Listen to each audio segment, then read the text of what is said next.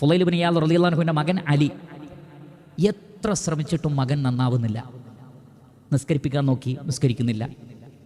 പല നിലക്കും മകനെ നന്നാക്കാൻ ഈ ഉപ്പ നോക്കിയിട്ട് ഉപ്പാക്ക് കഴിയുന്നില്ല.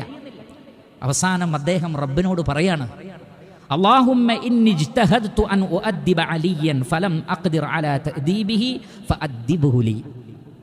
അല്ലാഹുവേ, എന്നെക്കൊണ്ട് പറ്റുന്നത് പോലെ എൻ്റെ മകനെ നന്നാക്കാൻ ഞാൻ ശ്രമിച്ചു റബ്ബേ, എനിക്ക് കഴിയുന്നില്ല പടച്ചോനെ. അല്ലാഹുവേ, എനിക്ക് വേണ്ടി എൻ്റെ മകനെ ഇനി നീ നന്നാക്കി തരണേ റബ്ബേ. എനിക്ക് കൂട്ടിയാൽ കൂടുന്നില്ല പടച്ചോനെ, നീ നന്നാക്കി താ എൻ്റെ മകനെ. പ്രാർത്ഥന കഴിഞ്ഞില്ല.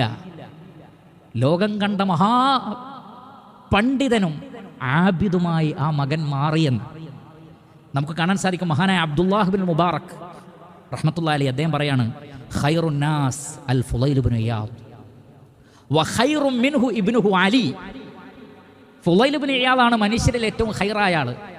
അദ്ദേഹത്തെക്കാൾ ഒരു വേള ഖൈറാണ് അദ്ദേഹത്തിൻ്റെ മകൻ അലി. നോക്കൂ, ഉപ്പാന്റെ പ്രാർത്ഥന കൊണ്ട് ഉപ്പയേക്കാൾ കേമനായി. സുഫിയാൻ ഇബ്നു ഉയൈന റളിയല്ലാഹു അൻഹു പറയാണ്, മാ റഅയ്തു അഹദൻ അഖ്വഫ മിനൽ ഫുളൈലി വബ്നിഹി. ഫുളൈൽ ഇബ്നു ഇയാദിനെ പോലെയും അദ്ദേഹത്തിൻ്റെ മകൻ അലിയെ പോലെയും പടച്ചറബിനെ പേടിക്കുന്ന ആളുകളെ ഞാൻ കണ്ടിട്ടില്ല. നോക്കൂ, എത്ര ശ്രമിച്ചിട്ടും നന്നാവാത്ത മകനെക്കുറിച്ചാണ് ഈ പറയുന്നത്. ഉപ്പാന്റെ പ്രാർത്ഥനയാണ്, പിതാവിൻ്റെ പ്രാർത്ഥന മക്കൾക്ക് വേണ്ടി അല്ലാഹു സുബ്ഹാനഹു വ തആല സ്വീകരിക്കുന്നതാണ്.